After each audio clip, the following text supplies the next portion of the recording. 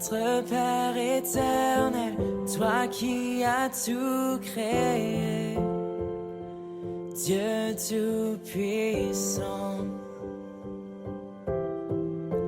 c'est par ton Saint-Esprit que Jésus fut conçu, Christ notre Sauveur. Oui, je crois. Alors vraiment, belle Pâques à tous. Alors vraiment, belle journée ensoleillée, magnifique et cette réjouissance de la résurrection de Jésus, la mort, la résurrection, mais vraiment le point d'apogée, c'est le fait qu'il soit ressuscité. Et ce matin encore, en lisant les textes où les femmes s'étaient levées tellement tôt le matin pour aller voir, préparer les aromates, les huiles, etc. Et puis voilà, elles voulaient embaumer le corps. Et puis là, elles voient que c'est ouvert et elles ne comprennent pas. Et voilà, et l'ange qui leur dit, mais qu'est-ce que vous venez chercher là? Mais il n'y a plus personne, Jésus est ressuscité. Et là, elles courent chez leurs amis, les 11, mais également tous les autres disciples, en fait, parce qu'il y en avait beaucoup d'autres. Et elles vont leur expliquer. Et puis, il y en a plein qui ne croient pas, en fait. Et puis, il y a Pierre qui arrive et qui court pour aller vérifier. Donc, vraiment, c'est une grande joie, une grande nouvelle. Et ce qui est beau, c'est que juste après, on a ces deux disciples qui vont vers Emmaüs. Et ils sont tout tristes. Et ils marchent pour essayer en se rappelant tout ce qu'ils ont vécu. Et là, Jésus les rejoint, c'est extraordinaire. Et Jésus veut être avec eux. Et dans plusieurs endroits de ce passage, dans l'évangile de Luc ou les autres évangiles, on voit que Jésus veut être avec nous. Il veut être avec nous, il veut nous rejoindre, il veut marcher avec nous. C'est vraiment extraordinaire. Il n'est pas parti, il est revenu avec nous. Et puis, vraiment que ce soit une joie pour nous, qu'il a envie d'être là et marcher avec nous à chaque moment. Alors, prions pour ce culte de Pâques, pour ces célébrations aujourd'hui du dimanche de la résurrection. Nous t'adorons, Seigneur Jésus, parce que tu es là maintenant. Nous t'adorons parce que tu es présent dans le monde entier. Tu as toujours été présent. Tu es le Verbe qui a créé ce monde. Mais tu as envie d'être avec nous, avec moi, chaque jour, de marcher avec moi, Seigneur, sur ce chemin de ma vie. Tu as envie d'être avec moi, le ressuscité, celui qui est là par son esprit et le Père qui a prévu tout ce plan magnifique. Nous t'adorons, nous voulons t'élever ce matin, élever ton nom, Jésus, le seul nom qui sauve, le seul nom qui guérit, le seul nom qui veut être avec moi, qui veut voilà, m'accompagner, le seul nom qui m'amène au Père éternel. Oh, merci pour ce plan mystérieux à certains endroits et pourtant clair à d'autres, où vraiment ton amour voilà, est évident et très clair dans cette résurrection. Merci pour ces récits des évangiles, ces femmes, ces hommes qui ont découvert que tu n'es pas resté dans la tombe. Tu l'avais dit, mais ils n'avaient pas bien compris. Et nous aussi, parfois, on ne comprend pas bien ce que tu nous dis. Mais tu l'as dit, et ce que tu dis est vrai. Tes promesses sont amen. Elles sont vraies, elles sont oui, elles sont véridiques. Alors, merci vraiment. Bénis ces chants d'adoration que nous allons lever vers toi. Bénis ces paroles et ces mélodies qui vont s'élever. Bénis nos cœurs, mon Dieu. Bénis également, Seigneur, voilà, tout ce qui va être fait là, ces éléments pour nous rappeler aussi que voilà, jusqu'à ce que tu reviennes, ce symbole du pain, de ton sang qui a coulé pour nous. Merci pour ce sacrifice de la croix, ce mystère de cet agneau sacrifié. Seigneur Jésus, tu es venu vers moi. C'est pas moi qui vais vers toi, c'est toi qui viens vers moi. C'est toi qui te fais connaître à moi. Et je te remercie tant pour cette démarche où ça n'est pas à moi toute ma vie de chercher un moyen de te trouver. C'est toi qui viens me trouver. Merci Seigneur. Bénis toutes les églises, tous les croyants dans le monde entier aujourd'hui, ceux qui ont besoin de se cacher, ceux qui ne sont pas libres de te célébrer. Nous te bénissons Seigneur de les garder, de les protéger. Merci Seigneur aussi pour tous ceux qui te cherchent, qui ne te connaissent pas bien et qui sont en interrogation sur leur vie. Viens aussi te révéler à eux. Viens te révéler à chacun. Dans ce monde, tu nous aimes tant. Tu aimes ce monde, mon Dieu. Merci pour nos familles. Nous voulons aussi te les remettre ce matin. Les malades également, Seigneur. En hôpitaux, Seigneur. Aujourd'hui, dans cette crise sanitaire aussi, nous bénissons les malades. Nous bénissons ceux qui sont en besoin dans leur corps, Seigneur Jésus. Ceux qui sont découragés dans leur travail aussi, Seigneur. Nous pensons à chacun ce matin. Nous ne voulons pas être ici seuls à célébrer, mais vraiment nous pensons aussi à tous ceux qui sont dans les besoins. Merci vraiment pour toutes choses. Que ta parole aussi nous touche ce matin, que ta parole, ta prédication touche nos cœurs et ce sont des mots vivants. Alors merci Seigneur Jésus. Merci pour ta résurrection. Amen. Profitez bien de ce culte et de cette adoration qui monte. Soyez bénis. C'est bon, le micro, s'il te plaît ? Non, celui-là, c'est bon. Voilà, je voulais juste aussi vous saluer tous et toutes de la part de toutes les églises de l'agglomération de Cergy-Pontoise, parce que dans le cadre de la pastorale que nous avons depuis plusieurs années, enfin sauf l'année dernière et cette année, eh bien, nous avions une célébration aux 12 colonnes et cette année, encore une fois, on ne peut pas la faire Mais par contre, on a décidé qu'en démarrant chacun des cultes, dans chacune des églises, eh bien, nous allions nous saluer les uns les autres et prier les uns pour les autres et nous réjouir de ce que la résurrection de Christ est célébrée aussi dans les autres églises chrétiennes de l'agglomération de Cergy-Pontoise. Donc vraiment que le Seigneur bénisse toutes ces églises dans cette agglomération et tout le témoignage qui est apporté de foi, d'espérance, en particulier dans les moments que nous traversons. Voilà, que le Seigneur soit béni. Ce matin, avant d'arriver ici, j'avais fortement à cœur ce passage de Jean qui dit que, je vais le prendre dans la Bible tel que c'est écrit. C'est écrit, vraiment je vous l'assure, c'est Jésus qui parle. Si le grain de blé qu'on a jeté en terre ne meurt pas, il reste un grain unique. Mais s'il meurt, il porte du fruit en abondance. Ça paraît simple comme parole. Jésus parle de lui, qui est le grain de blé qui meurt. Mais je crois qu'il parle, en général, il parle aussi de nous. Pourquoi je dis ça? C'est parce qu'il y a ce passage dans la lettre de Paul aux Galates qui dit « J'ai été crucifié avec Christ, et si je vis, ce n'est plus moi qui vis, c'est Christ qui vit en moi. » Amen. Paul dit « J'ai été crucifié ». Il n'était pas à la croix. Il n'était pas à la croix, Paul. Mais qu'est-ce qu'il est en train de nous dire? Il est en train de te dire, de me dire qu'on a été crucifié, notre ancienne nature, notre chair qui veut tellement dominer nos vies. Elle est morte à la croix, si on l'accepte, si on le reçoit. Si on ne le reçoit pas, ça ne changera rien à notre vie. Mais si on l'accepte, j'ai été crucifié. On peut dire avec Paul, j'ai été crucifié avec Christ. Et si je vis, parce que le Seigneur ne veut pas qu'on reste crucifié, il veut la vie pour nous. C'est un abandon pour avoir tellement mieux. Et on est toujours à retenir des choses qui ont tellement peu de valeur. Mais Dieu a tellement plus pour nous. Tellement, infiniment plus pour nous. Et je crois qu'à la fin de ce passage, il nous dit, mais c'est pas je crois, c'est sûr, c'est écrit. Je ne l'ai pas lu. C'est juste que je ne l'ai pas lu. Vraiment, je vous l'assure, si le grain de blé ne meurt, ou qu'on l'a jeté en terre ne meurt pas, il reste un grain unique. Et juste après, c'est dit, mais s'il meurt, en gros, s'il accepte de mourir, il porte du fruit en abondance. Amen. Ce n'est pas l'évangile de la prospérité, ça n'a rien à voir. C'est l'abondance de Dieu. L'abondance de Dieu. Qui veut l'abondance de Dieu? Je ne vous vois pas sur Zoom, mais j'espère qu'il y a des mains qui se lèvent. C'est frustrant de ne pas vous voir. Hein. On va régler ça, j'espère bientôt, de pouvoir vous voir aussi. Lever vos mains. Mais vraiment, moi je veux la vie en abondance, la vie de l'esprit, la vie de Dieu, la vie en Dieu. Amen. Et on va prendre le temps de partager, Jean-Yves, si tu es prêt, cette sainte scène qui est tellement parlante sur ce que Jésus a fait. Ça ne vous étonne pas qu'on va lire ce qu'Ali a dit tout à l'heure en parlant de Cléopas et de son ami qui partait de Jérusalem à Emmaüs. Et on va le lire dans Luc, au chapitre 24, les versets 15 à 38. Ce matin, je ne sais pas quelle est votre situation. Qu'est-ce qui vous rend triste? Qu'est-ce qui vous décourage? Vous êtes peut-être à l'image de ces disciples qui viennent d'apprendre la mort du Maître. Et au lieu de rester à Jérusalem, ils partent à Emmaüs. Et comme Annie disait tout à l'heure, Dieu va les rencontrer sur le chemin. Et c'est ce que nous espérons ce matin, que quelle que soit votre situation, Dieu vous rencontre ce matin. Quelle que soit votre situation, Dieu vous parle ce matin.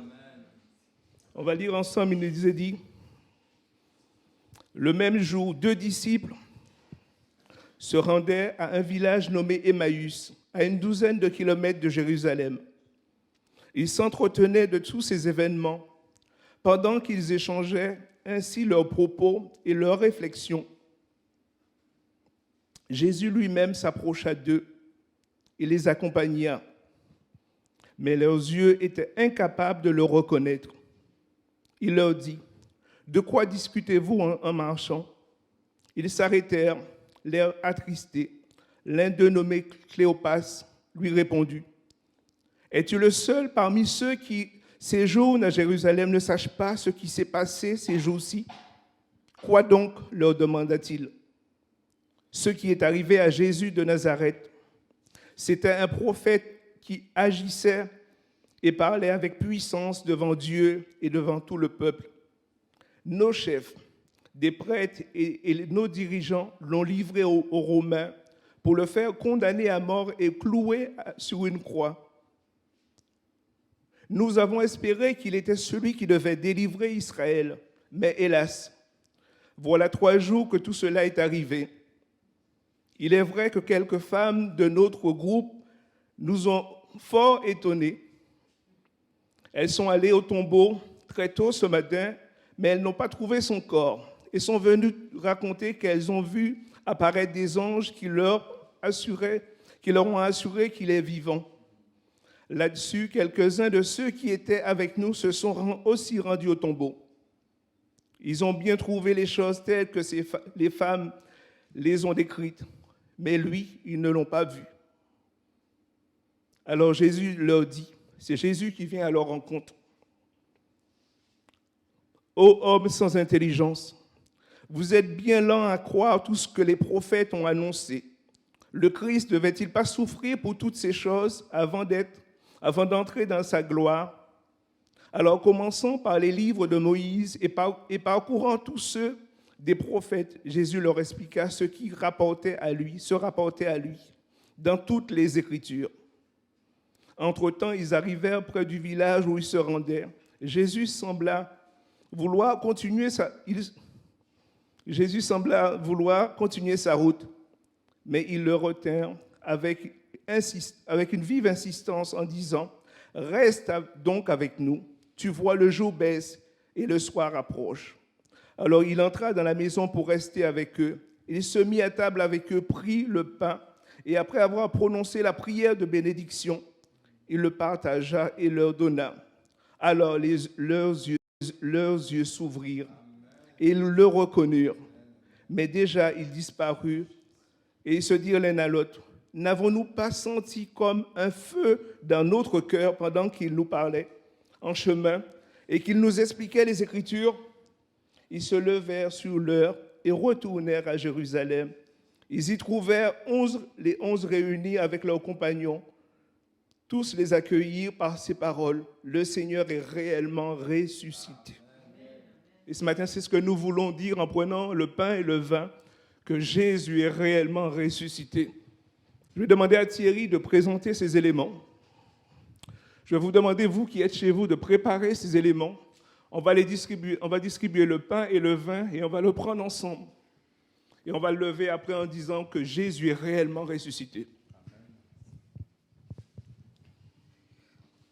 Seigneur notre Dieu, notre Père, merci encore, Seigneur. Merci pour ta mort, Seigneur, mais nous savons que tu n'es pas resté dans ce tombeau, mais tu es ressuscité. Merci pour ce pain qui représente ton corps qui a été meurtri, ton corps qui a été brisé, ton corps qui a été percé pour nous, afin que nous ayons la vie, Seigneur. Merci pour ce sacrifice parfait et merci pour ce vin qui représente aussi ton sang qui a coulé, qui a été versé pour beaucoup, afin c'est ce sang, Seigneur, qui couvre nos péchés et qui nous réconcilie avec le Père. C'est au travers de ce sang, Seigneur, que nous pouvons nous approcher désormais du trône de la grâce. C'est au travers de ton sang, Seigneur, que nous pouvons désormais nous approcher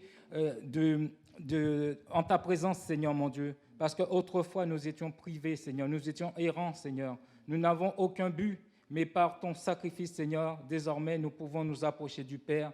Nous pouvons pleinement participer à ton œuvre. Merci, Seigneur, parce que aussi, tu as inscrit nos noms dans ton livre de vie. Oui, nous avons cette espérance en toi, Seigneur, désormais. Merci, à toi toute la gloire, au nom de ton Fils Jésus. Amen. Merci, Seigneur. Ce qui est bien dans ce passage que nous avons lu ce matin, c'est que c'est Jésus qui va leur expliquer les Écritures. Jésus va leur dire, vous ne vous souvenez pas de tout ce qui est écrit de moi dans les Écritures. Et ce matin, vraiment que nous puissions nous rappeler de tout ce que Dieu a dit dans ses Écritures. On peut manger le pain, on va lever la coupe, et au moment de lever la coupe, on va dire, il est vraiment ressuscité. Nous voulons élever la coupe en ton nom, Jésus. Et nous voulons vraiment dire, comme ses disciples, tu es vraiment ressuscité pour nous. Amen. Tu es vraiment ressuscité, Jésus. Amen.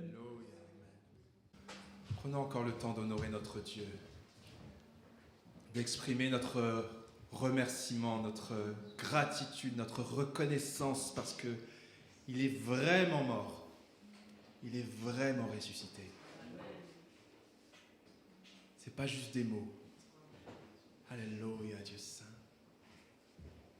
Merci, Jésus. Tu nous as montré le chemin. Alléluia. Si vous voulez activer vos micros pour adorer votre Dieu, honorer votre Dieu, élever votre voix tout simplement, prenons le temps de le faire. Seigneur Jésus, je te remercie pour ce moment privilégié que nous avons si régulièrement de partager ce pain et ce vin qui représentent tant de choses. Seigneur, c'est dans l'intimité d'un repas partagé avec tes amis que juste avant ce moment crucial de ta vie et de la nôtre, que tu as choisi de donner un nouveau sens à ce repas qui était célébré depuis des siècles. Alors, je te remercie parce qu'aujourd'hui, nous avons encore la possibilité de nous rappeler de ce sacrifice que tu as vécu, que tu t'es toi-même donné. Je te remercie parce que ce matin, nous pouvons encore nous rappeler que si nous pouvons nous approcher de Dieu simplement, tel que nous sommes, c'est parce que toi, tu as tout accompli. Alors merci pour ce vin qui représente ton sang, pour ce pain qui représente ton corps. Nous ne mangeons pas de la chair, nous ne buvons pas du sang, mais nous nous rappelons à chaque fois que nous le mangeons que toi, tu as offert ta vie en sacrifice, afin que toi, le parfait, puisse prendre la place des imparfaits tels que nous, et que nous puissions, dans nos imperfections, mais avec humilité, nous tourner vers le Dieu parfait. Alors merci Jésus. Amen. Oui, Seigneur, je veux vraiment, Seigneur, te louer et t'adorer, me souvenir de toi, de ton sacrifice à la croix. Et Seigneur Dieu, aide-moi, Seigneur Dieu, à prendre conscience, Père, et tout ce que ça signifie, tout ce que, Seigneur Dieu, tout ce que tu as accompli, Seigneur, à la croix.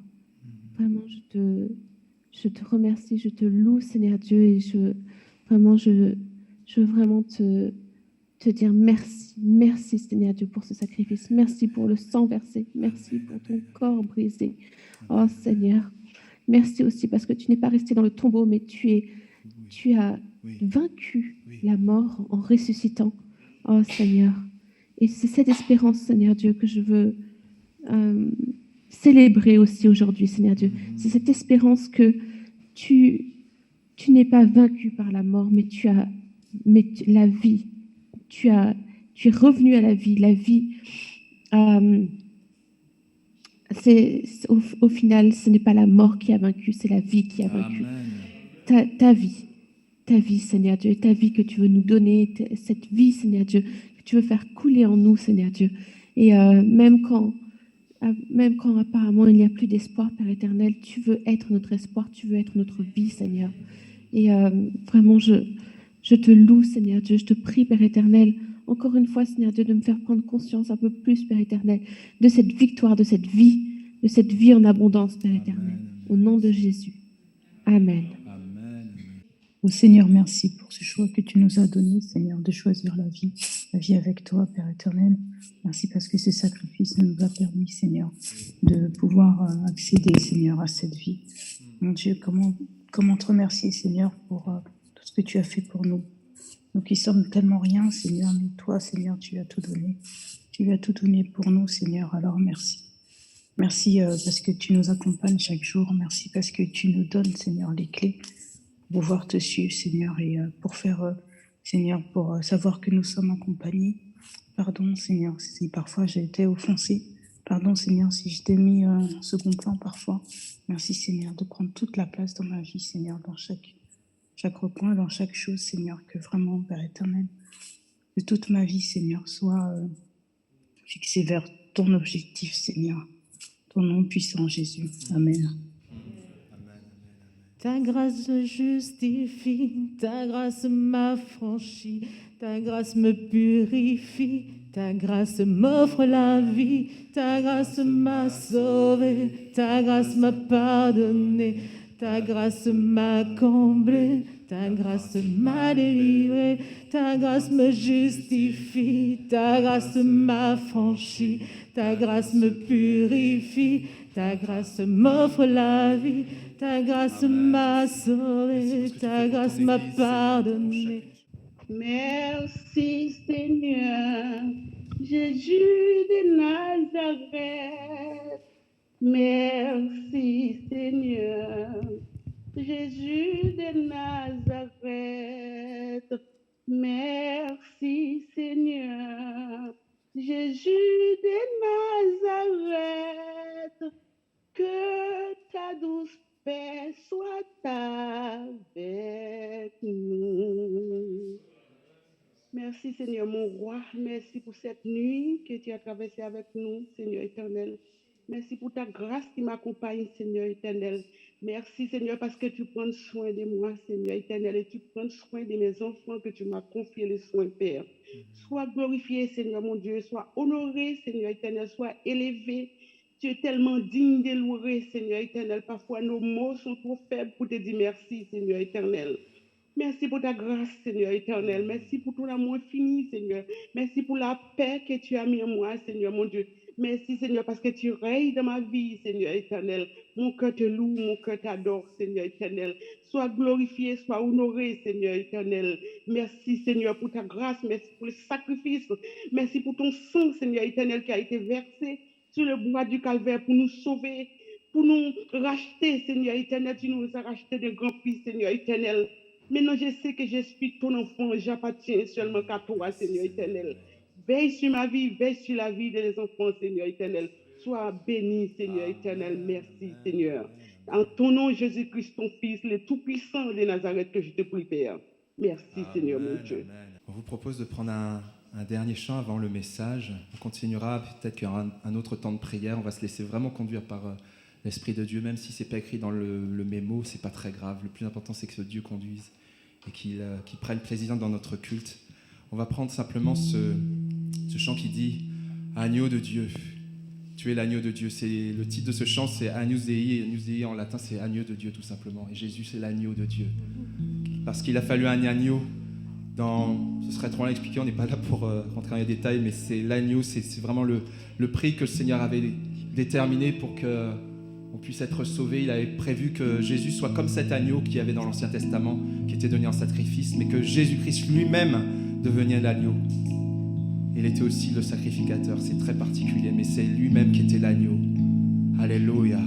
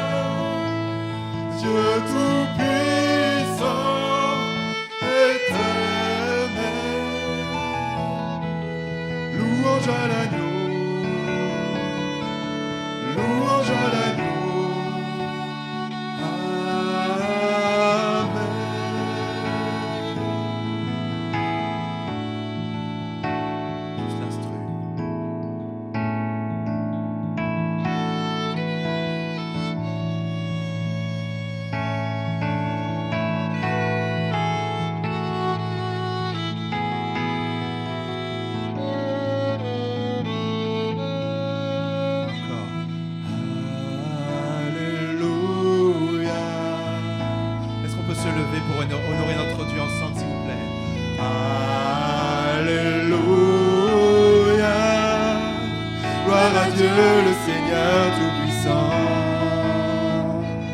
Alléluia, Alléluia, gloire à toi Seigneur. Alléluia, gloire à Dieu le Seigneur Tout-Puissant.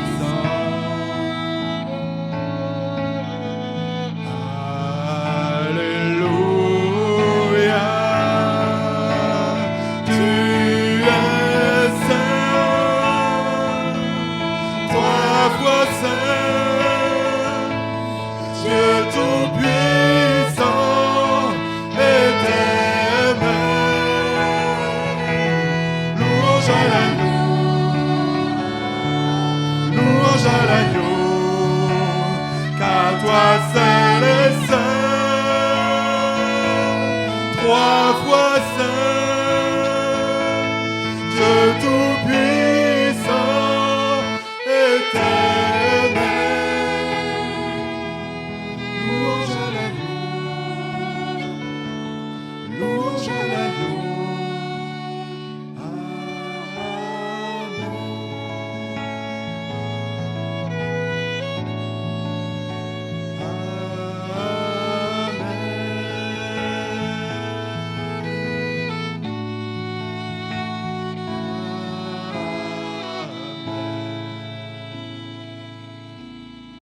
C'est un chant très solennel que nous venons de chanter là.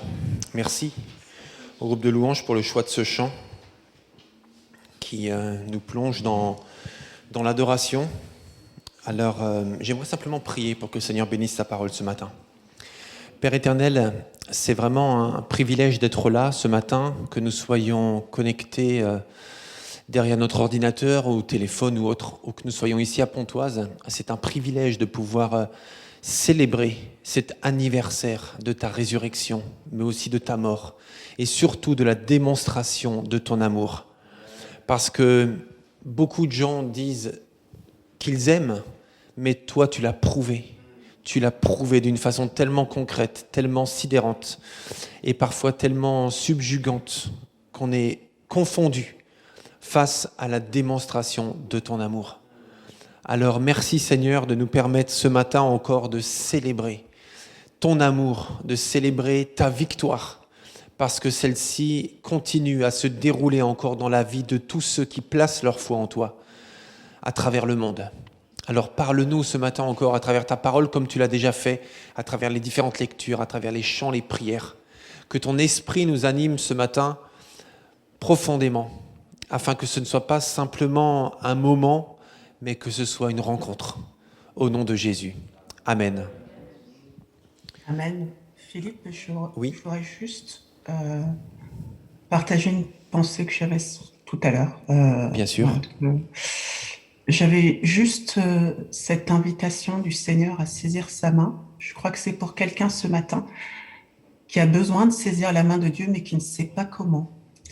Et le Seigneur t'invite simplement ce matin à saisir sa main. Et pour être très concrète, j'avais vraiment à cœur que si tu te sens concerné par cette parole, que l'on prie pour toi.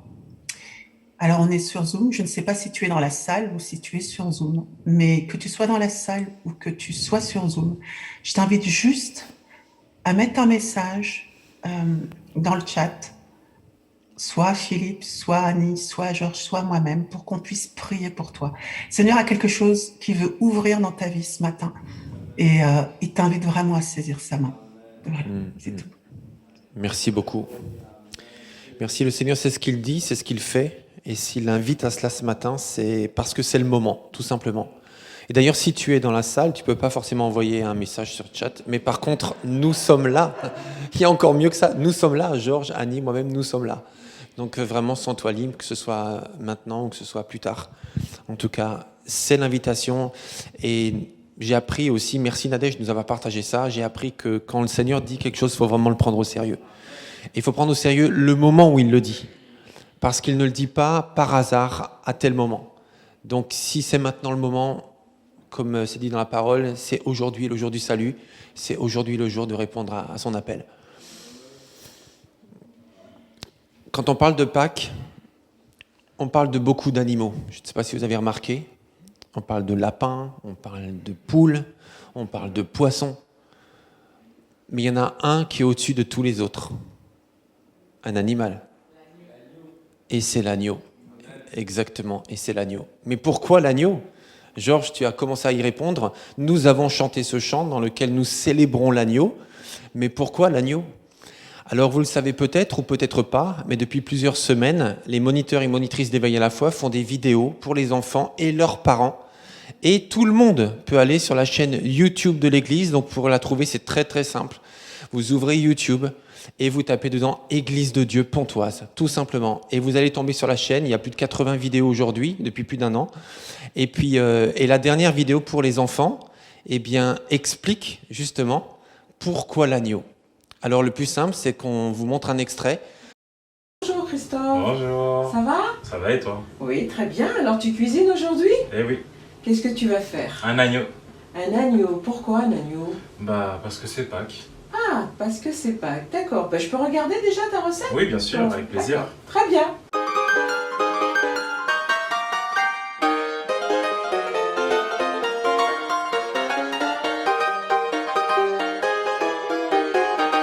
Super, bravo Christophe, ton gâteau est super bien réussi. Tu connais le lien qu'il y a entre l'agneau et l'histoire de Pâques ? Non, pas vraiment. Je vais te la raconter, tu veux bien ? D'accord. Ok. On parle d'agneau à Pâques car l'agneau est le symbole de l'innocence et de l'obéissance. D'ailleurs, dans la Bible, on appelle Jésus l'agneau de Dieu. À Pâques, Jésus a été arrêté et condamné et il aurait pu se rebeller, il aurait pu appeler des personnes pour le défendre puisqu'il y avait pas mal de gens qui le suivaient. Mais au lieu de ça, il a accepté la condamnation et il est mort sur la croix. D'ailleurs, il y a un passage dans le livre d'Ésaïe qui nous dit que Jésus a été maltraité et opprimé et il n'a point ouvert la bouche. Semblable à un agneau qu'on mène à la boucherie, à une brebis muette devant ceux qui l'attendent. Dans le Pâques chrétien, eh bien, l'agneau est au-dessus du lot parce que c'est vraiment le cœur du sujet. On va pas revenir là-dessus, mais plutôt voir d'autres aspects du sujet. D'ailleurs, je ne sais pas si vous le saviez, mais il y a une différence entre Pâques et la Pâques. Pâques au pluriel et la Pâques au singulier. Et la Pâques... Attendez, j'ai une image. Les amis, vous pouvez me remettre la... Ah, ça y est, c'est juste là, pardon, j'avais pas vu. Voilà, c'est ça, exactement. Ah, magnifique. Donc, la différence entre la Pâques et Pâques au pluriel, c'est que la Pâques est une fête juive qui célèbre la sortie du peuple hébreu d'Égypte, de l'esclavage en Égypte. Et Pâques, au pluriel, est la fête chrétienne qui célèbre la résurrection de Jésus. Lorsqu'on reçoit en ce moment les catalogues des grands magasins, eh bien, sur Pâques, eh bien, il y a plein de choses, plein d'ingrédients, plein de tout ça. Je ne vais pas développer. Mais Pâques, mes amis, c'est tellement plus grand et plus puissant que tout ça. Pâques nous ramène à une réalité hors norme et hors de proportion. Les amis, j'ai un petit Larsen qui me gêne un petit peu. Donc Pâques nous ramène à une réalité hors norme et hors de proportion. Et pour que l'on saisisse bien ce qu'il s'est passé, je vous invite à me rejoindre ce matin, à vivre ou à revivre la semaine qui a changé l'histoire. Et cette semaine qui a changé l'histoire, c'est ce qu'on appelle dans les églises couramment la Semaine Sainte, tout simplement, qui commence du dimanche, appelé le dimanche des rameaux, jusqu'au dimanche, aujourd'hui, le dimanche de la résurrection. Il y a beaucoup d'intensité dans cette semaine. En 7 jours, il s'est passé tant de choses et il y a beaucoup d'intensité et presque un tiers des évangiles est consacré uniquement à cette semaine-là. De dimanche à dimanche. Donc on va commencer, Tévin, excuse-moi. On va commencer le dimanche, tout simplement le premier dimanche. Le dimanche qu'on appelle le dimanche des rameaux. Voilà, c'est ça. C'est le dimanche où Jésus entre à Jérusalem. Et c'est dans l'évangile de Marc, chapitre 10, versets 32 à 34. On va lire ces 2 versets. Et c'est le moment où Jésus vient à Jérusalem. Donc vous le savez peut-être ou peut-être pas, mais Jésus a beaucoup circulé. Voilà, je vous ai pas mis une carte, mais je vous invite à regarder une carte sur Internet ou bien dans vos Bibles si vous en avez une. Et là, vous verrez que Jésus a beaucoup circulé dans la Judée, dans la Samarie. Il a circulé un peu partout, surtout à l'ouest du Jourdain et de la mer Morte. Et là, on le voit beaucoup circuler sur la gauche de la carte. Et Jésus a beaucoup circulé. Mais à la fin de ces 3 ans de ministère public, eh bien, tout se concentre sur Jérusalem. Et c'est là qu'il arrive dans la ville de Jérusalem. Donc là, on est le dimanche. Et Jésus entre dans la ville. On appelle cela la fête des rameaux. Pourquoi ? Eh bien, avant de dire pourquoi, on va déjà lire Marc chapitre 10, versets 32 à 34. Jésus prit de nouveau les 12 à part et il se mit à leur dire ce qui allait arriver. « Voici, nous montons à Jérusalem. Le Fils de l'homme y sera livré aux chefs des prêtres et aux spécialistes de la loi. » Écoutez bien, Jésus dit clairement ce qu'il va se passer. Il n'est pas encore à Jérusalem. Ils le condamneront à mort et le remettront entre les mains des païens, donc des non-juifs. Ils se moqueront de lui cracheront au visage, le battront à coups de fouet et le mettront à mort. Puis, au bout de 3 jours, il ressuscitera. Donc, avant d'entrer à Jérusalem, Jésus explique clairement ce qui va se passer pendant la prochaine semaine. Et Jésus est allé à Jérusalem, clairement, il le dit, pour premièrement célébrer la Pâque. Ce n'était pas le seul, c'était le moment clé où beaucoup de Juifs allaient à Jérusalem, où il y avait le temple, pour célébrer la Pâque, puisque Jérusalem était considérée comme la ville sainte, la ville de Dieu, la cité de Dieu, où il y avait le temple. Donc c'était le lieu de rendez-vous pour célébrer le moment clé de l'année, qui était la célébration de la délivrance du peuple juif de l'esclavage en Égypte. Donc Jésus vient à Jérusalem pour célébrer la Pâque, mais il ne vient pas seulement pour célébrer la Pâque, mais il vient pour être la Pâque. Et la Pâque, c'est quoi ? Donc je reviens à l'introduction tout à l'heure. Eh bien la Pâque, en fait, c'est un agneau sans défaut qui est tué et son sang est mis, donc là je reviens à la Pâque originale, et son sang est mis sur le linteau des portes des Hébreux qui se trouvaient esclaves en Égypte, est mis sur le linteau des portes pour que son sang protège toute la maison, tous les habitants de la maison, de l'ange de la mort qui venait en particulier pour semer la mort en prenant la vie du premier-né de cette famille. Et c'est pour ça qu'en français, d'ailleurs, il y a une confusion entre Pâques et Pâques, la Pâque et Pâques au pluriel, alors que, bon, on ne va pas faire de sémantique ce matin, mais en tout cas, dans d'autres langues, il n'y a pas de confusion, parce que par exemple, en anglais, on parle de Passover pour parler de la Pâque, et Passover, c'est le sens de Pâques, qui signifie passer par-dessus, ou qui signifie contourner, en fait ça veut dire épargner, et la Pâque, donc Easter, qui signifie vraiment le sacrifice, quoi, en quelque sorte. Donc c'est pour cela que Jean-Baptiste, d'ailleurs, puisqu'on parle d'agneau, Jean-Baptiste, puisqu'on parle d'agneau, de la Pâque, Jean-Baptiste a dit à ses disciples, en montrant Jésus du doigt, « Voici l'agneau de Dieu qui ôte le péché du monde ». Donc Jean-Baptiste avait déjà reçu la révélation de Dieu que l'agneau qui était célébré à Pâques, qui était offert en sacrifice, eh bien celui qui accomplirait vraiment la symbolique de l'agneau animal, eh bien c'était le Fils de Dieu et c'était Jésus, puisque Jean-Baptiste, encore une fois, l'a montré à 2 de ses disciples, et parmi ces 2 disciples, eh bien il y avait André, qui était frère de Simon, qui a quitté Jean lorsque Jean a dit cela pour rejoindre Jésus, afin de devenir disciple de Jésus. Et Jean avait sa mission, mais quand il a guidé ses propres disciples vers celui qui était le Messie, eh bien certains de ses disciples ont arrêté de suivre Jean-Baptiste pour suivre le Messie tout simplement. Et dans cette semaine, il y a 2 périodes clairement, du lundi au vendredi, où nous voyons les discours de Jésus au temple, du lundi au mercredi, où nous voyons les discours de lundi à jeudi, de lundi à mercredi en fait, de lundi à mercredi, où nous voyons les discours de Jésus au temple, surtout chez Matthieu qui consacre 5 chapitres entiers, chapitres 21 à 26, tout comme il consacre beaucoup de temps au discours de Jésus, c'est là qu'on voit les béatitudes notamment, dans Matthieu 5, 6 et 7, et là aussi il consacre 5 chapitres pour les discours de Jésus pendant qu'il est à Jérusalem en début de cette semaine. Puis du jeudi au dimanche, c'est la Passion du Christ. Alors on va continuer notre chronologie.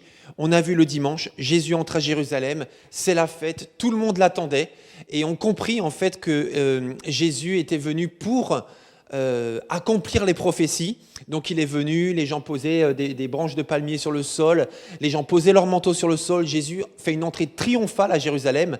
Donc c'est la réjouissance, c'est la fête, nous sommes le dimanche. Et là le lundi, Jésus passe à l'action. Et c'est le lundi, on va lire Marc chapitre 11, versets 15 à 17. Marc chapitre 11, versets 15 à 17.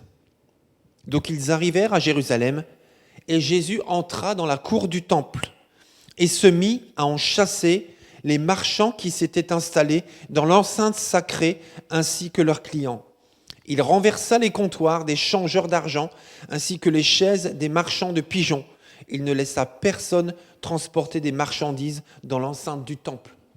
Puis, s'adressant à tous, il les enseigna en disant : « N'est-il pas écrit : on appellera ma maison une maison de prière pour tous les peuples, mais vous en avez fait un repère de brigands. » Rappelez-vous, je vous parlais d'une semaine d'intensité. Le dimanche, c'est la fête, c'est la joie. Le peuple exulte, on accueille le Messie. Le lundi, Jésus se met en colère. La seule fois, en fait, dans tous les évangiles où il se met vraiment en colère, c'est à ce moment-là, parce qu'on a sali le temple de Dieu en faisant. C'est pas qu'on n'avait pas le droit de vendre des animaux pour la fête de la Pâque, pour des sacrifices, mais par contre, c'était devenu un tel business qu'on avait oublié le sens premier de la démarche de la Pâque. Et c'était devenu tout simplement un lieu de commerce, alors que c'était un lieu de prière. Donc Jésus se met en colère, là encore une forte émotion.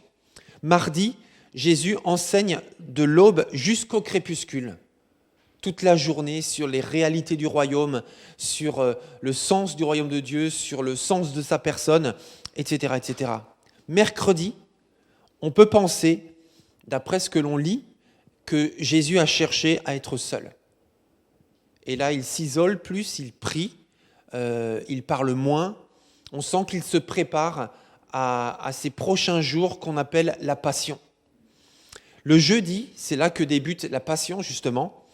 Jésus se retrouve dans l'intimité avec ses 12 disciples. Il a demandé à ses disciples d'aller préparer un endroit dans lequel ils pourraient aller célébrer la Pâque. En fait, c'est un peu ce qu'on a fait ce matin, enfin de façon très, comment on peut dire, très simplifiée, en partageant la Sainte Seine. Mais en fait, c'est là que la Sainte Seine est née en réalité. Donc Jésus se retrouve dans l'intimité avec ses 12 disciples. Comme tu l'as dit aussi, Marie-Laure, dans ta vidéo, il y avait beaucoup de sympathisants, il y avait beaucoup de personnes qui suivaient Jésus, mais à ce moment-là, il voulait être seul avec les 12. Les 12, dont Judas, qui allait le trahir. À ce moment-là, Jésus lave les pieds de ses disciples en début de repas, enfin en début de soirée, au moment où, avant d'ailleurs de partager le repas, on se lavait toujours les mains, on se lavait les pieds pour être propre tout simplement. Et là, c'est Jésus lui-même qui prend le rôle du serviteur en s'agenouillant et en lavant les pieds de chacun de ses disciples, pour montrer que lui, le Dieu Tout-Puissant, le Sauveur, il est venu pour servir. Et il a modélisé ce geste en demandant à ses disciples de faire la même chose. Et il a même dit que c'était ça le vrai signe de l'amour. Et c'était même le commandement ultime d'ailleurs qu'il leur donnait, c'était de se servir les uns les autres. Il lave les pieds des 12, il lave les pieds de Judas. Ils mangent ensemble un repas et Jésus annonce que l'un d'eux va le trahir et le vendre. Et là, ils sont tous choqués en se demandant qui parmi eux fera cela. Et en même temps, se sentant pas très sûrs d'eux, ils ont chacun d'entre eux demandé à Jésus « Est-ce moi ?» Donc, ils se sentaient quelque part suffisamment fragiles pour potentiellement être le traître. Mais le traître, c'était Judas, celui qui allait ensuite quitter la pièce pour aller vendre Jésus et dire à une garnison où ils allaient passer la nuit. Jésus partage le repas de la Pâque avec ses disciples tout en le transformant profondément, et c'est là que Jésus instaure la Sainte Seine. À partir de la Pâque juive, Jésus éclaire d'un tout nouveau sens cette fête de la Pâque. Lorsqu'il dit à propos du pain « Ceci est mon corps », il était en train d'expliquer que quelque chose était en train de se préparer, que cet héritage, on arrivait à une charnière entre l'ancienne alliance et la nouvelle alliance, et que Jésus se préparait à accomplir quelque chose pour que le sang d'un agneau eh bien, deviennent désormais le sang du Christ, le sang de Dieu lui-même.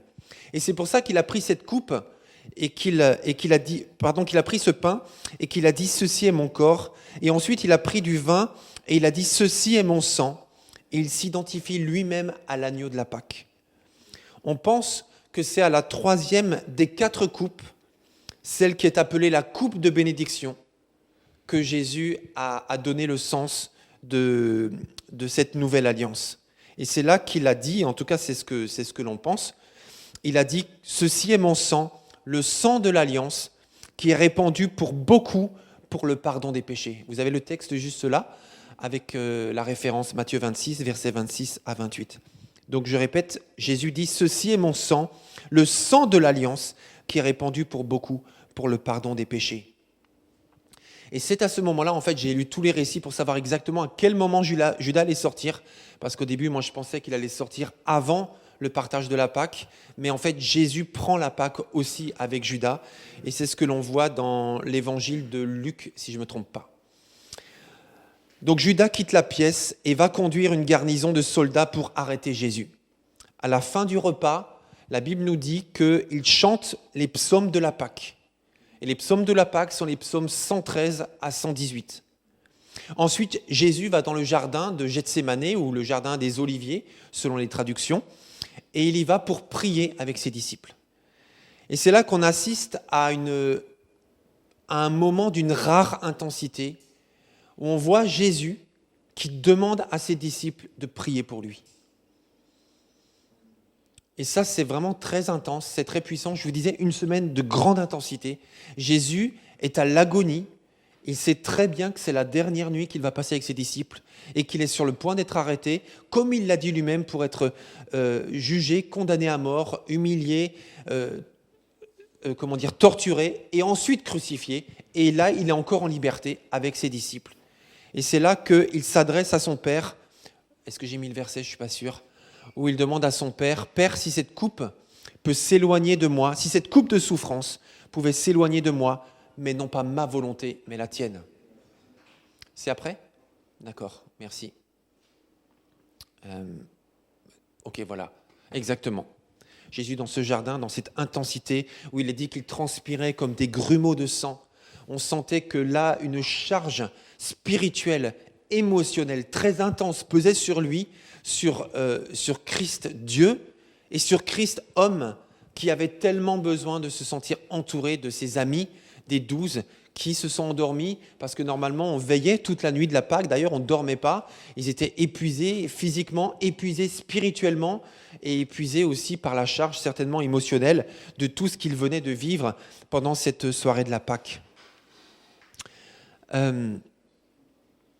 Voilà, je retombe, excusez-moi, sur mes notes. Voilà, donc une très très forte intensité émotionnelle. Je vous invite à lire tout ce passage de Luc 22 chez vous. Et puis là, Jésus est arrêté. Et là, des soldats arrivent avec des bâtons, avec des épées.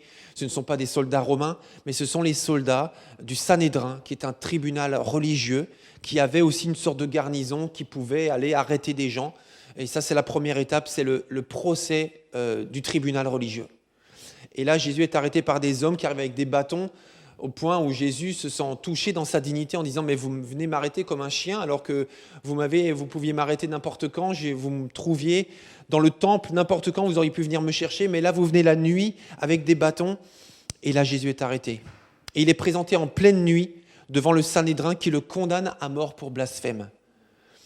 En tout cas, quand on lit la loi, on se rend compte qu'on ne pouvait pas monter à un procès la nuit, mais on sent que tout était prêt d'avance, que tout était dit d'avance. En fait, ce n'était pas un procès, il s'agissait juste de le prendre, de l'arrêter et de le condamner, point barre. Ce n'était pas un procès, en fait.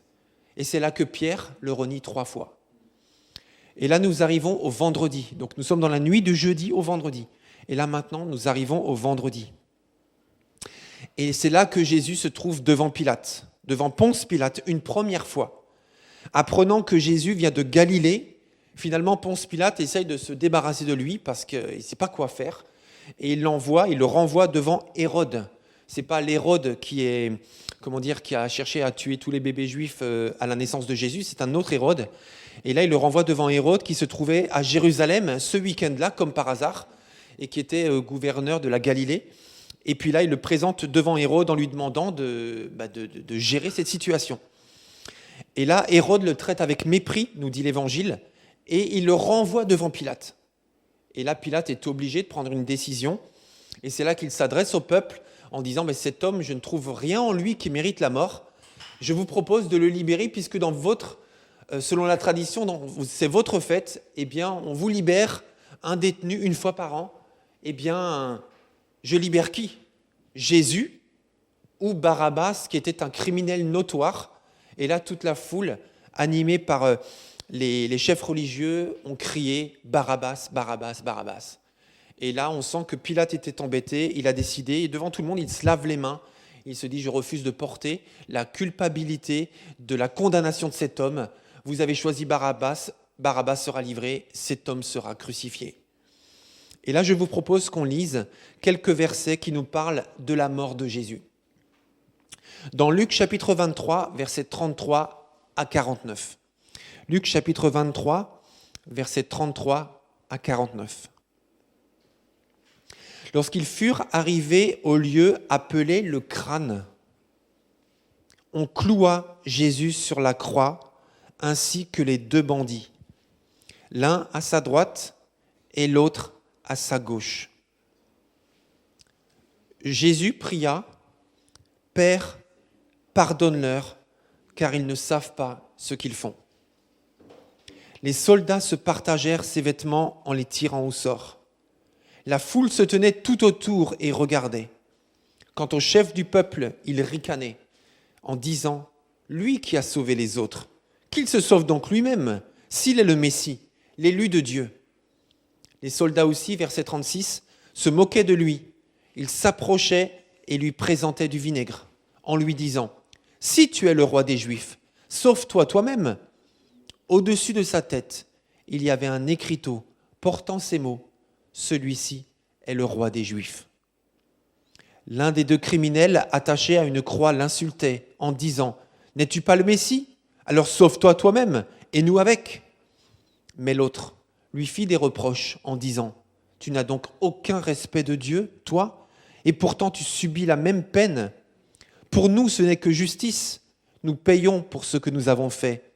Mais celui-là n'a rien fait de mal. » Puis il ajouta « Jésus, souviens-toi de moi quand tu viendras régner. » Et Jésus lui répondit « Vraiment, je te l'assure, aujourd'hui même, tu seras avec moi dans le paradis. » Il était environ midi quand le pays tout entier fut plongé dans l'obscurité. Et cela dura jusqu'à 3 heures de l'après-midi. Nous sommes le vendredi. Le soleil resta entièrement caché. Le grand rideau du temple se déchira par le milieu. Alors Jésus poussa un grand cri.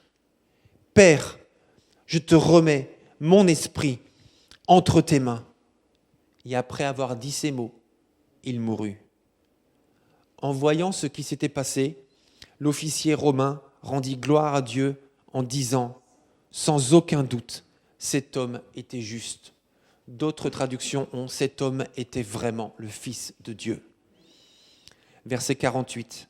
Après avoir vu ce qui était arrivé, tout le peuple, venu en foule pour assister à ces exécutions, s'en retourna en se frappant la poitrine.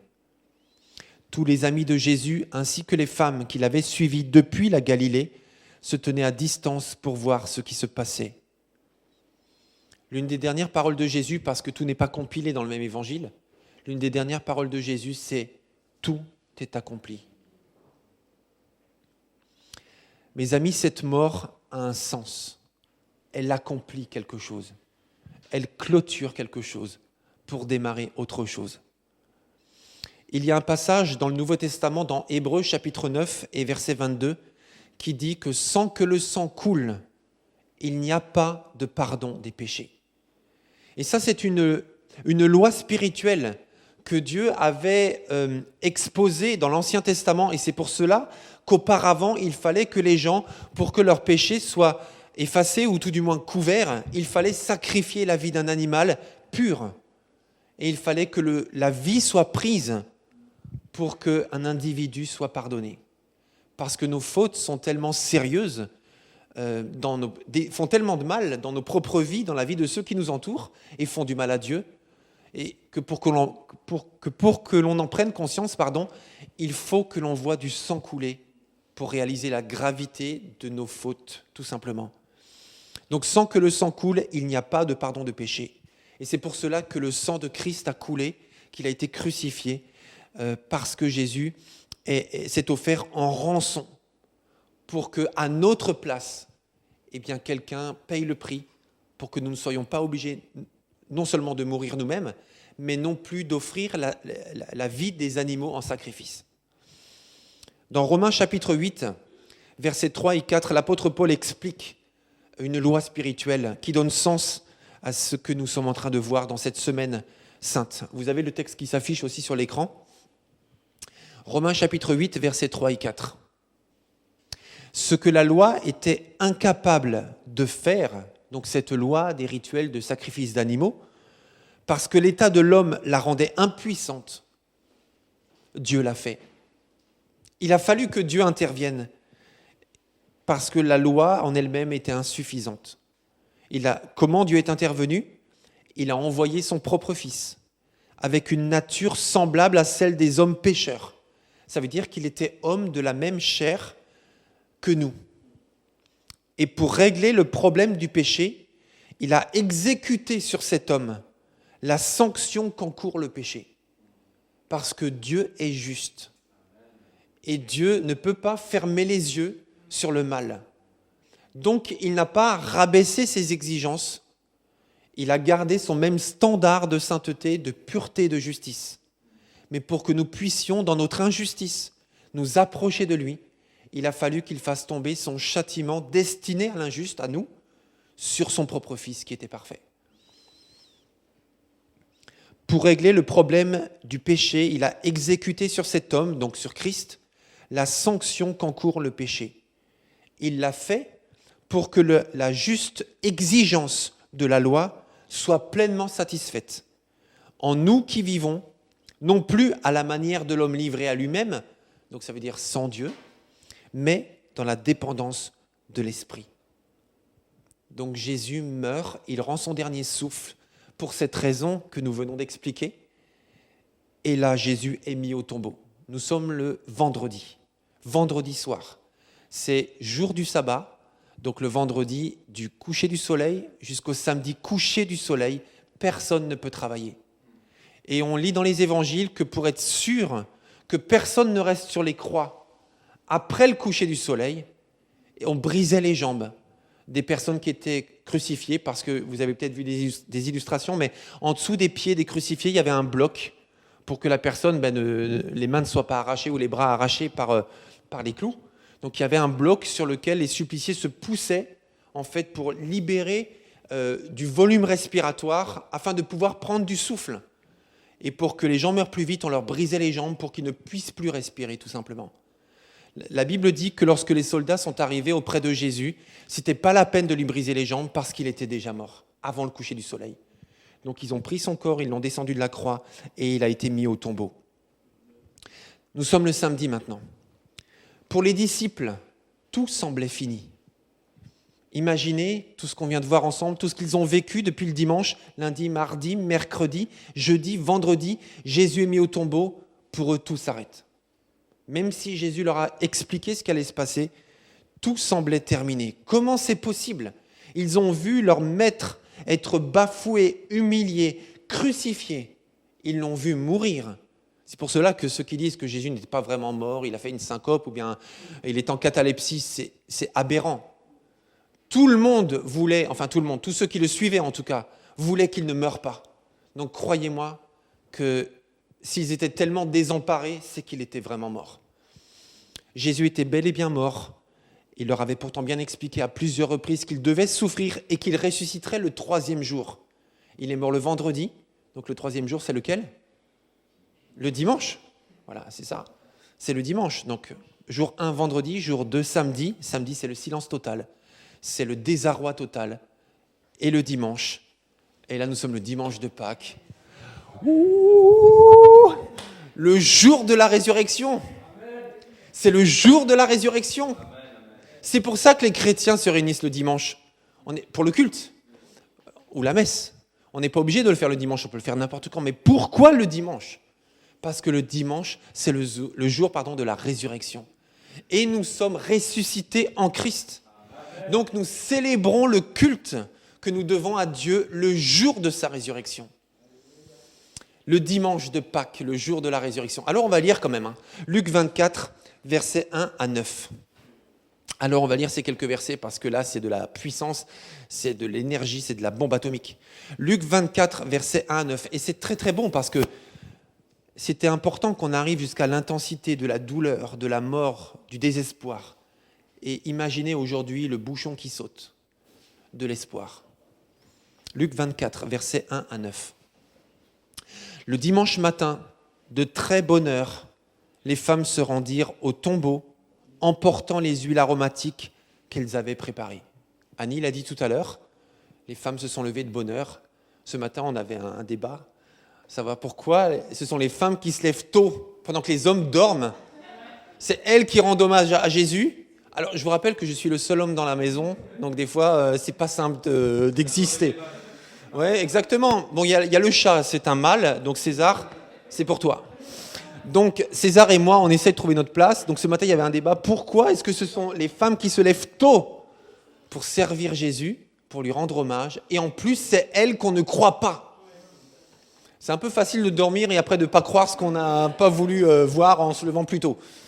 Bon, le dimanche de la résurrection. Les femmes se rendirent au tombeau en portant les huiles aromatiques qu'elles avaient préparées, et c'était pas pour rendre gloire au Christ ressuscité, mais c'était pour rendre hommage à la dépouille du Jésus mort. Elles découvrirent, parce que rappelez-vous que c'était le sabbat la veille, donc du vendredi soir au samedi soir, on ne travaille pas. Donc maintenant que c'est le dimanche matin, tôt, donc le plus tôt possible en fait, elles sont allées pour rendre hommage à la dépouille de Christ. Verset 2. Elles découvrirent que la pierre fermant l'entrée du sépulcre avait été roulée à quelque distance de l'ouverture. Et vous savez ce qu'elles ont cru à ce moment-là, c'est sûr ? C'est qu'elles ont cru, mais jusqu'au bout, ils vont l'humilier. Mais même après sa mort, ils salissent encore sa dépouille. Qui a souillé le corps de notre maître, de notre ami ? Donc elles découvrirent que la pierre fermant l'entrée du sépulcre avait été roulée à quelque distance de l'ouverture. Elles pénétrèrent à l'intérieur, mais ne trouvèrent pas le corps du Seigneur Jésus. Pendant qu'elles en étaient encore à se demander ce que cela signifiait, 2 personnages, vêtus d'habits étincelants, se tinrent tout à coup devant elles. Elles étaient toutes effrayées et baissaient les yeux vers le sol. Ils leur dirent alors : « Pourquoi cherchez-vous parmi les morts celui qui est vivant ? Il n'est plus ici, mais il est ressuscité.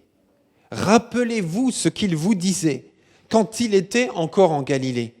Il faut que le Fils de l'homme soit livré entre les mains des pécheurs, qu'il soit crucifié et qu'il ressuscite le 3e jour. » Elles se souvinrent alors des paroles de Jésus.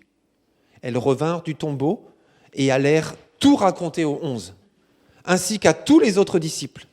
C'était Marie de Magdala, Jeanne, Marie, la mère de Jacques. Quelques autres femmes qui étaient avec elles aussi portèrent aussi la nouvelle aux apôtres. Mais ceux-ci trouvèrent leurs propos absurdes et n'y ajoutèrent pas foi. Verset 12. Pierre, cependant, partit et courut au tombeau. En se penchant, il ne vit que des linges funéraires. Il s'en retourna très étonné de ce qui s'était passé. Tout ça, mes amis, ce récit qu'on vient de voir ce matin est étonnant et bouleversant. Ce Jésus n'est pas comme les autres et il ne peut pas laisser indifférent. De nombreux non-chrétiens ou athées ne sont pas touchés par ce récit de la Semaine Sainte. Pourquoi ? Parce que souvent, ils ne l'ont pas lu. Parce que quand on lit ce texte, qu'on y croit ou qu'on n'y croit pas, que cet homme, qu'on attache foi à ce qui s'est passé ou pas, mais quand on lit le texte avec toute l'intensité de ce qui est vécu, on ne peut pas rester indifférent. On ne peut pas rester indifférent face à ce récit. Et même les gens les plus endurcis du temps de Jésus ne sont pas restés indifférents au contact de Jésus dans cette semaine, pas comme les autres. Et parmi ces personnes les plus endurcies, je ne vous parle pas des maîtres de la loi qui étaient crispés de A à Z, mais je vous parle d'autres gens qui étaient crispés aussi. De Ponce Pilate, par exemple. Ponce Pilate, mais il n'en avait rien à faire, en fait. Lui, il était là par défaut. On croit comprendre, en fait, que c'était un peu un placard pour lui et que finalement, il ne voulait pas qu'il y ait de remous. Il était embêté par cette situation, mais ce n'était pas son problème. Ce n'était pas sa religion, ce n'était pas son peuple, ce n'était pas son histoire. Il ne s'intéressait pas à la coutume des Juifs. En fait, tout ça, ça le dépassait complètement. Mais il a été touché par cette injustice, a priori. Donc, en tout cas, Ponce Pilate n'est pas resté indifférent. Une autre personne qui était très dure, c'est un des brigands. Un des brigands, il était quand même sur la croix. Lui-même, il dit « Moi, je suis là parce que je l'ai mérité ». Enfin, qui a envie de dire « Moi, je suis condamné à mort parce que je l'ai mérité ». Tout le monde a envie de trouver une autre solution. Tout le monde se dit « Oui, c'est vrai, j'ai tué. Oui, c'est vrai, j'ai volé. Mais quand même, on aurait pu trouver un arrangement quand même. » Non, lui, il estime qu'il a mérité la mort, en fait. Donc, je peux imaginer le genre de vie qu'il a eu. Et en plus, un des évangiles nous dit, à un moment donné, que les deux brigands se moquaient de Jésus. Ça veut dire que lui aussi se moquait de Jésus au début. Mais, à un moment donné, l'Esprit de Dieu l'a touché. Et il s'est dit, non, moi et toi, c'est normal. Mais lui, pourquoi lui ? Donc, vous voyez la dureté de cet homme, il s'est laissé toucher par la situation. Ensuite, l'officier romain qui était au pied de la croix. Il voyait des exécutions tout le temps. Il en voyait tout le temps. Après, si vous regardez le film Risen, par exemple, ou Ressuscité, en fait, il est magnifique. Enfin, magnifique, c'est un grand mot. En tout cas, vous pouvez le regarder en famille, mais pas avec les trop petits, parce qu'il y a quelques scènes de brutalité. Mais par contre, il est puissant, vraiment, vraiment puissant. Et bien là, on voit que les officiers romains, il y avait des charniers, on déplaçait les corps, on les jetait dans des charniers. Et sauf le corps de Jésus qui a été mis dans un tombeau, parce que quelqu'un de riche lui a donné accès à son tombeau. Mais finalement, cet officier romain était habitué au pied de la croix. Mais lorsque c'était Jésus, il a dit vraiment, cet homme n'était pas comme les autres. Et je termine avec une dernière personne. Judas lui-même, il a livré Jésus. La Bible nous apprend qu'il volait dans la trésorerie de l'équipe de Jésus et des 12. Donc régulièrement, il volait. Il semble qu'il avait peu de scrupules. Et finalement, il a lui-même vendu pour 30 pièces d'argent, ce qui représente énormément d'argent. Donc il a trahi son maître, il a eu beaucoup d'argent, et à peine il a touché l'argent. Quand il a vu son maître être condamné à mort, il voulait rendre l'argent, il a regretté son geste, parce qu'il savait que Jésus ne méritait pas la mort, même pour 30 pièces d'argent. Et lui-même, il a regretté son geste, il a été touché par la situation, malheureusement il ne s'est pas repenti, et il s'est pris la vie tout simplement. Mais c'est pour vous dire que des gens très endurcis ont été touchés par ce qui s'est passé pendant cette semaine-là. Aujourd'hui, des centaines de milliers de gens à travers le monde, de toutes religions, ont été bouleversés dans les salles de cinéma il y a quelques années, lorsque la Passion du Christ est sortie. Et des athées, des gens de toutes religions ont été bouleversés. Ce film a été un électrochoc pour beaucoup de gens, parce qu'ils avaient entendu des choses sur le christianisme. Mais quand ils étaient au cœur de l'intensité, de l'agonie de Christ, par amour pour tous, on ne peut pas rester indifférent. J'ai juste envie de poser une question avant de prier pour terminer. Et toi, qu'est-ce que tu fais de tout cela ?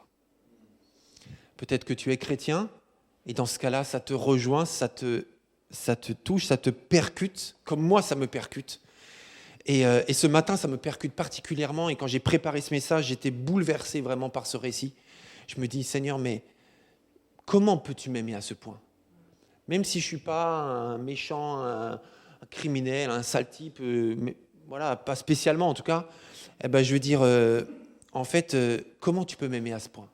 Et comment tu peux aimer le pire du pire du pire du pire, de tout ce que l'humanité pourrait traiter de pire humanité ? Eh bien, tu l'aimes et tu vas le chercher et tu vas le sauver dans situation. Mais comment c'est possible? Et si tu n'es pas chrétien, ou si tu es chrétien de culture ou d'éducation, accueille cette semaine sainte dans ta vie et accueille ce Jésus qui a vécu tout ça pour toi, par amour pour toi. Non seulement il a donné sa vie, mais surtout il a prouvé que la mort n'avait pas de pouvoir sur lui. Et il est ressuscité et il est victorieux pour l'éternité. Alors je vous invite tout simplement à la prière. Alors si vous êtes habitué à prier, bien faites comme vous savez faire ou comme vous aimez faire. Et si vous n'êtes pas habitué à prier, vous pouvez fermer les yeux ou les garder ouverts, c'est comme vous voulez. Mais je vous invite simplement à vous concentrer sur ce que je m'apprête à dire à Dieu et à essayer de vous connecter de cœur à cœur pour qu'ensemble on puisse vivre quelque chose que Dieu a voulu que nous vivions ce matin. Père éternel, je te remercie parce que ce matin, tu nous mets face aux faits. Tu nous mets face à l'histoire, à la chronologie de ce qui s'est produit, sans fioriture, sans artifice, mais juste le déroulement des faits. Seigneur, ces faits ont été attestés par les historiens de l'époque. Ces faits ont été attestés par l'archéologie. Ces faits ont été attestés par les sociologues qui ont étudié le christianisme du 1er siècle. On ne peut pas remettre en cause ce qui est expliqué dans les évangiles sur cette dernière semaine. Alors ce matin, nous sommes simplement face aux faits et nous voulons l'accueillir comme ça s'est produit. Et non seulement comme un déroulement intense, puissant, mais aussi comme un appel de la foi. Alors ce matin, peut-être que certains ont une grande foi, d'autres une petite foi, d'autres pas de foi. Peu importe. En tout cas, si nous sommes là ce matin, ou quel que soit le moment où vous écouterez cette vidéo sur YouTube, si tu entends ce message, si j'entends ce message, c'est parce que je dois l'entendre. Et si je suis là dans cette prière, c'est parce que je dois y être. Alors, Saint-Esprit de Dieu, je te prie de toucher le cœur de chaque personne qui est présente dans cette prière, afin qu'elle s'offre à toi tout simplement, et qu'elle accueille ce Jésus qui l'aime à ce point de donner sa vie pour elle ou pour lui, et qui est puissant à ce point de ressusciter d'entre les morts. Seigneur, bénis tous ceux qui sont loin de toi aujourd'hui et continue à parler à leur cœur. Parle-leur, Seigneur Dieu. Touche leur cœur. Alors si c'est ton cas, je t'invite, si tu n'as pas aujourd'hui accueilli Jésus-Christ dans ta vie, si tu n'as pas fait une alliance avec lui en disant Seigneur, je ne comprends pas tout, mais je reconnais que si Dieu a vraiment fait ça pour moi, alors il mérite que je le suive. Si tu veux faire cette alliance, tu peux le faire maintenant ou plus tard. En tout cas, c'est une vraie alliance sérieuse qui est engageante. Alors, réfléchis en même temps, laisse l'amour de Dieu pénétrer ton cœur et accueille simplement ce message de Pâques. Alors je te prie pour tous ceux qui réfléchissent aujourd'hui, qui tergiversent peut-être dans leur cœur simplement. Saint-Esprit, visite-les et imprime cet amour de Christ dans leur cœur. Et je te prie pour tous ceux qui ont déjà confessé la foi en Jésus, pour que notre foi soit cimentée sur cette semaine de la passion, afin que nous puissions, comme un ancrage solide, rester attachés à toi, quoi qu'il arrive, au nom puissant de Jésus. Et tous ceux qui sont d'accord disent Amen et Amen. Et dire Amen à une prière, c'est une façon de dire je suis d'accord, et c'est aussi une façon de clôturer la prière, en disant j'acquiesce, je suis d'accord, je n'ai rien d'autre à rajouter. Alors que le Seigneur continue son œuvre en nous, en chacun de nous, non seulement aujourd'hui, mais chaque jour, parce que Pâques, c'est tous les jours. Merci Seigneur. Cette semaine, comme beaucoup d'entre vous, je suppose, j'ai pris aussi le temps de lire sur cette semaine intense, comme Philippe nous a longuement parlé. C'était vraiment bénissant, bénéfique, et c'est le fait de nous rappeler de cet amour, de cette passion que Jésus a pour chaque être humain. Et donc, j'ai été marquée surtout par un passage, donc Luc 22, les versets 39 à 46. Et donc, du coup, j'ai pris la version Parole de vie. Et sur le verset 44, j'ai été aussi marquée par ça, parce que Jésus était homme à ce moment-là, donc il ressentait aussi des émotions humaines. Et ce verset nous dit, Jésus a peur et il est très inquiet. Il prie avec plus de force encore. Sa sueur devient comme des gouttes de sang qui tombent par terre. Donc il était conscient de ce qui allait se passer, de ce qui arrivait, de ce qu'il devrait vivre, expérimenter. Et pourtant, plus haut, il avait déjà dit à Dieu, non, pas ma volonté, mais la tienne. Donc prenons conscience de tout cet amour que Dieu avait pour nous et a encore pour nous, au point de livrer son Fils Jésus pour qu'on puisse avoir la vie. Donc n'oublions pas que quel que soit ce qu'on peut vivre sur terre, Dieu est au-dessus de toutes ces situations. Donc sans transition, je vais vous partager les annonces. Nous pouvons continuer à donner nos dîmes et nos offrandes par le biais d'Hello Asso. Donc comme Philippe vous a rappelé, juste sous le lien de la prédication, quand vous l'aurez en ligne, vous aurez la possibilité de cliquer directement sur le lien Hello Asso. Et si vous voulez donner par virement, vous avez le RIB de l'Église qui est disponible. Vous utilisez beaucoup de papier toilette. Oh non, pas moi. Préparation baptême. Donc, nous aurons notre préparation baptême et aussi la préparation aux futurs membres. Donc, vous allez recevoir très bientôt les dates par mail. Nous aurons bientôt nos cultes ensemble. Donc, comme on l'avait dit précédemment, je retire ça parce que ça me gêne, désolée.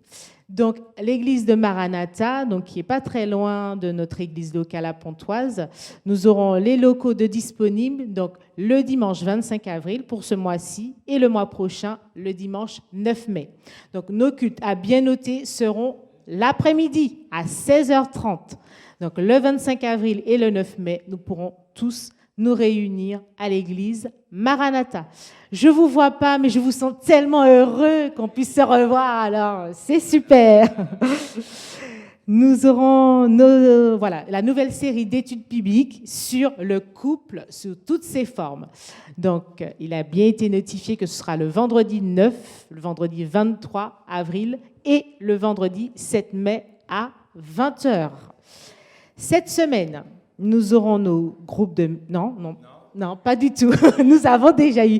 Nous aimons tellement être en groupe de maison, mais ce ne sera pas cette semaine, ce sera le temps de prière. C'est aussi bien de prier ensemble. Donc, dès 20h30, le mardi, sur Zoom, nous aurons la possibilité de prier ensemble. Vendredi, nous avons notre étude biblique à 20h. Et dimanche à 10h30, nous aurons notre culte suivi du jeûne et prière par Zoom. Quand on a préparé cette semaine, ce culte, il m'a mis à cœur ce chant. En fait, c'est le premier chant qui m'est venu à l'esprit. C'est celui qu'on va prendre qui dit « Viens toucher ma vie ».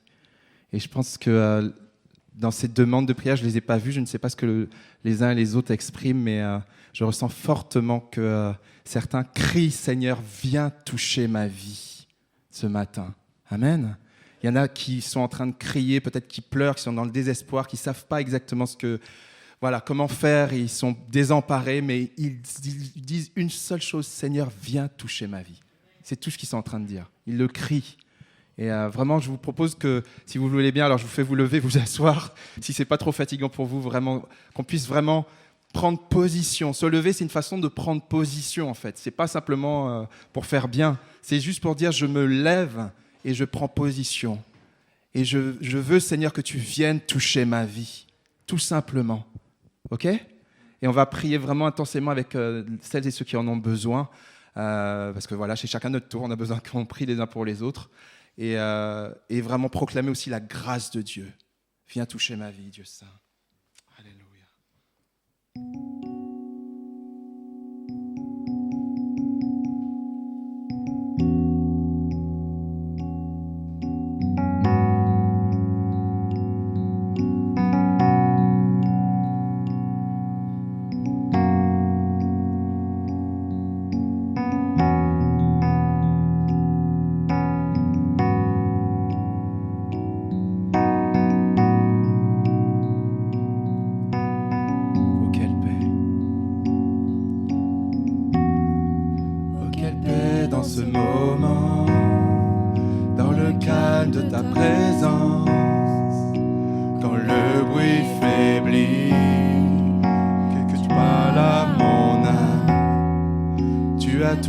en attention. Fais-moi entendre ta voix. Je ne veux rien manquer. Seigneur, mon cœur désire plus de toi. Mon cœur recherche ta face, alors je cède à toi. Et tout en moi est ému par ton amour, captivé par qui tu es. Apprends-moi à te connaître plus encore. Je veux m'approcher de toi, laisser mes peurs derrière moi. Seigneur, viens toucher ma vie à nouveau. Oh, oh, oh, oh, oh.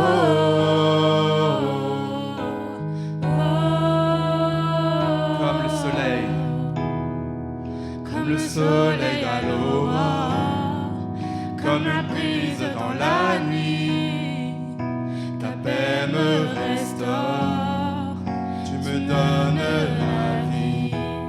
Il n'y a aucune hésitation dans ton amour, ton affection, rien n'est comparable. Seigneur, mon cœur désire plus de toi, mon cœur recherche ta face, alors je cède à toi. Tout en moi est ému par ton amour, captivé par qui tu es. Apprends-moi à te connaître plus encore. Je veux m'approcher de toi, laisser mes peurs derrière moi. Seigneur, viens toucher ma vie à nouveau. Oh, viens toucher ma vie. Viens toucher nos vies. Viens toucher nos vies, Seigneur. Viens toucher ma vie. Viens toucher nos vies, Seigneur. Nous voulons ta vie, Seigneur. Toi, j'ouvre mon cœur, Seigneur. À toi, j'ouvre mon cœur, à jamais. Fais ce que toi seul sais faire. Jésus, viens régner dans ma vie. À toi j'ouvre mon cœur, Seigneur.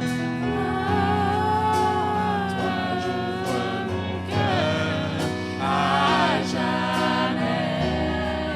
Donc fais ce que toi seul sais faire. Jésus, viens régner. Dernière fois, à toi j'ouvre mon cœur. À toi j'ouvre mon cœur, Seigneur. À toi j'ouvre mon cœur, à jamais. Donc fais ce que toi seul sais faire. Jésus, viens régner dans ma vie.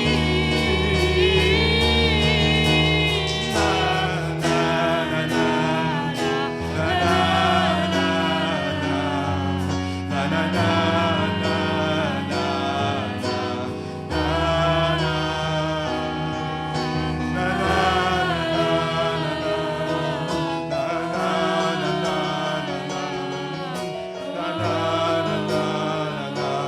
tout en moi. Tout en moi est ému par ton amour, captivé par qui tu es. Apprends-moi à te connaître plus encore. Je veux m'approcher de toi, laisser mes peurs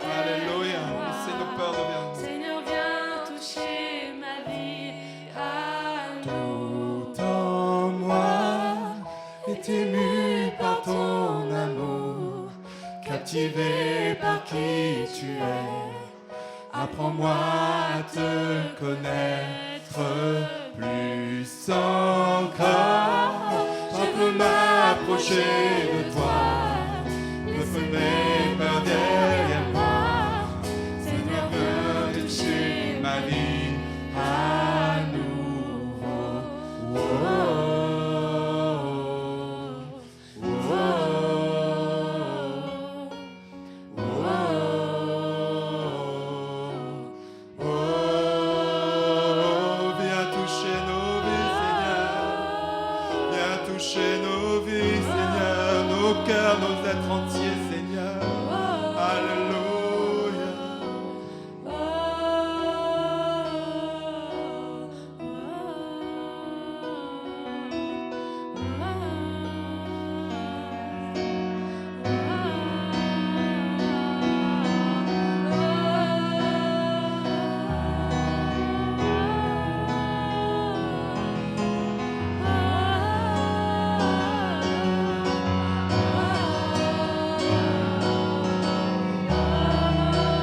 Tout en moi est ému par ton amour, captivé par qui tu es. Apprends-moi à te connaître plus encore. Je veux m'approcher de toi, laisser mes peurs derrière moi. Seigneur, viens toucher ma vie à nouveau.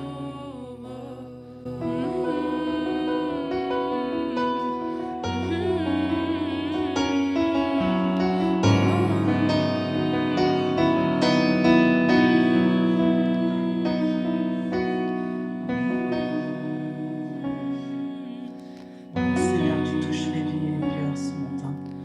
Tu touches les vies et les cœurs, Seigneur. Je te remercie, Seigneur mon Dieu, parce que tu appelles.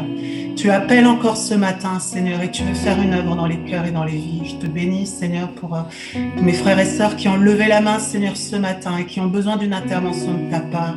Tu es le Dieu fidèle, tu es le Dieu de grâce, Seigneur, et tu nous montres que tu es celui qui est le Dieu de victoire. Et je te prie, Seigneur mon Dieu, afin que tu visites, Seigneur, nos frères et sœurs. Tu les visites dans leurs besoins. Nous n'avons pas besoin de connaître leurs besoins, mais toi, tu les connais, Seigneur. Parce que tu connais toutes choses, tu es celui qui est de toute éternité, et parce que tu es aussi celui qui accomplit la victoire, Seigneur, sur la croix. Merci, Seigneur, parce que tu les visites maintenant, Seigneur, et tu réponds à leur main tendue, Seigneur, parce que tu es le Dieu fidèle.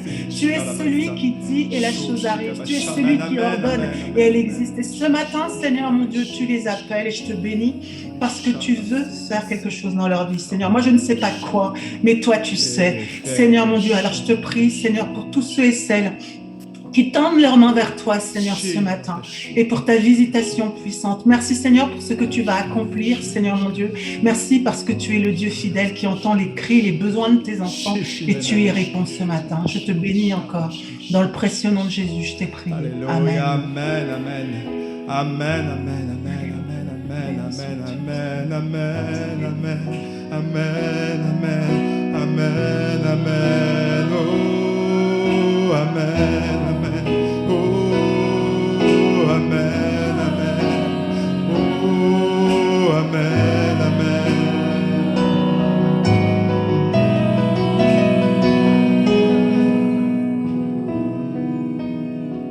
Ce chant, comme beaucoup sont inspirés, je crois que vraiment il parle. C'est vraiment une prière, ce chant. Tout en moi est ému par ton amour. Je pense que l'une des premières choses que le Seigneur fait quand il se révèle à nous, c'est nous révéler son amour. Et ça reste toujours. Il ne faut jamais oublier ça. Parce que tout est fait par amour, motivé par amour par notre Dieu. Et on est captivé. Je ne veux pas paraphraser ce chant, mais j'ai l'impression que chaque ligne est tellement inspirée. Apprends-moi à te connaître. Et je crois que c'est une clé. Apprends-moi à te connaître. Cherchons à connaître encore plus notre Dieu. Parce que toutes nos sources sont en Dieu. Ta souffrance, elle est là. Dieu ne nous a jamais dit qu'il n'y aurait pas de souffrance, mais il nous a dit qu'il serait toujours avec nous. Alors apprends-moi à te connaître, parce que plus tu vas connaître ton Dieu, et moins certaines choses te feront mal, parce que Dieu restaure, Dieu guérit, et c'est ça qu'il veut faire. Alors peut-être que tu ne l'as jamais dit ça, mais tu peux peut-être, si tu le ressens comme ça, et je prie que tu le ressentes comme ça, crier à Dieu, je veux m'approcher de toi. Je veux laisser mes peurs derrière moi. Je veux que tout ce qui me retient, tout ce qui m'enferme, j'en sois libéré, parce que Seigneur, c'est pour tu es dit dans ta parole que c'est pour la liberté que tu nous as affranchis. Et cette œuvre à la croix, c'est notre libération que tu as faite. Parce que cette Pâque, c'est une libération. C'était une libération pour Israël dans l'Ancien Testament, mais c'est aussi une libération pour toi aujourd'hui. Le Seigneur veut cette libération. Annie, tu voulais dire quelque chose? Merci Seigneur. Juste pendant les premières personnes qui ont prié tout à l'heure, Amélie, Mucienne et d'autres, je me suis dit mais c'est incroyable Seigneur, parce que ces personnes-là ont vécu dans l'année 2020, dans l'année 2020 des résurrections, dans la maladie. Plusieurs dans la maladie. Vraiment, Dieu a relevé complètement, a guéri complètement de cancer et d'autres choses, je ne vais pas détailler. Et d'autres ont trouvé du travail en 2020, en 2021. Et vous qui avez écrit dans le chat tout à l'heure, qui avez vraiment osé dire « j'ai besoin de prière », c'est tellement super que vous le fassiez. Merci à Nadège d'avoir géré tout ça, parce qu'il ne faut pas hésiter, parce qu'on a des gens vivants qui sont des témoins que Jésus a ressuscité des situations. Alors vous qui avez donné votre besoin ce matin, et dans la difficulté que vous vivez, soyez surtout sûrs que quelque chose va se passer.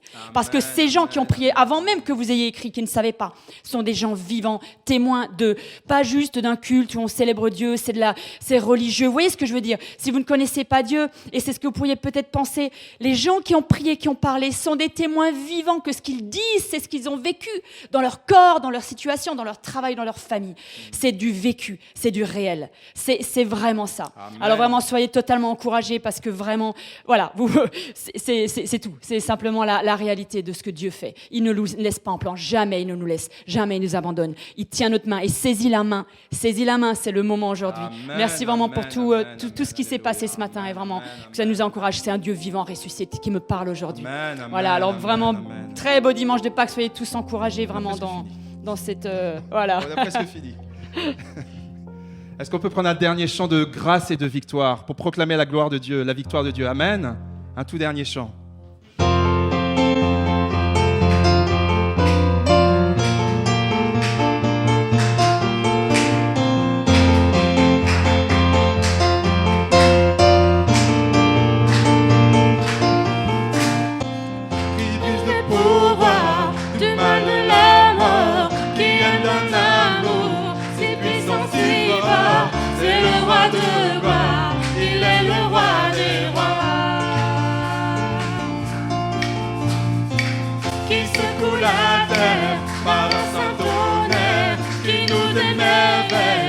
Tant de mystère, c'est le roi de gloire, il est le roi des rois.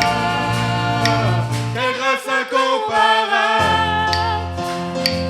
quel amour infini, que tu aies pris ma croix, que tu sois mort pour moi,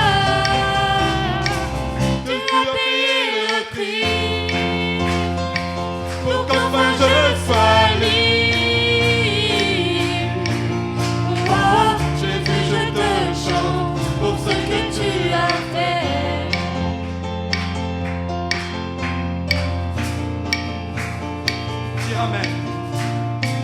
Qui ramène la paix dans la confusion, change les orphelins en fils et en filles. C'est le roi de gloire, il est le roi des rois, qui règne sur les peuples dans la vérité, qui comme le soleil de tout son éclat. C'est le roi de gloire, il est le roi des rois. Quelle grâce incomparable, quel amour infini, que tu aies pris ma croix, que tu sois mort pour moi,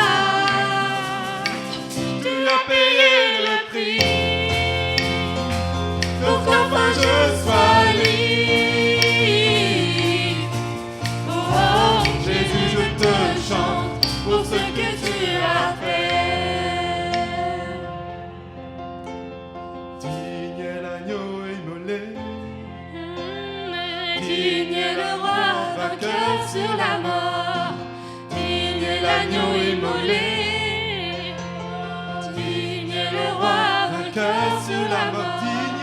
Digne est l'agneau immolé. Digne est le roi vainqueur sur la mort. Digne est l'agneau immolé. Digne est le roi vainqueur sur la mort. Quelle grâce incomparable. Quel amour infini. Que tu aies pris ma croix. Que tu sois mort pour moi. Tu as payé le prix pour qu'enfin je sois libre. Oh Jésus, je te chante pour ce que tu as fait. Jésus, je te chante pour ce que tu Jésus, Jésus, je te chante pour ce que tu as fait.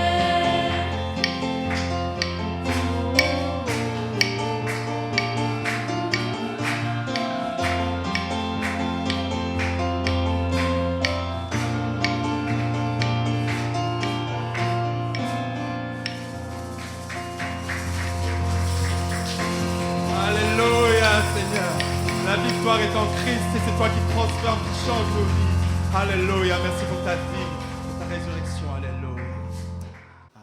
Est-ce que je peux demander à la technique juste une petite chose? Est-ce qu'on peut voir le visage des personnes qui sont connectées pour qu'on puisse tous prier ensemble pour cette semaine, si c'est possible? Coucou.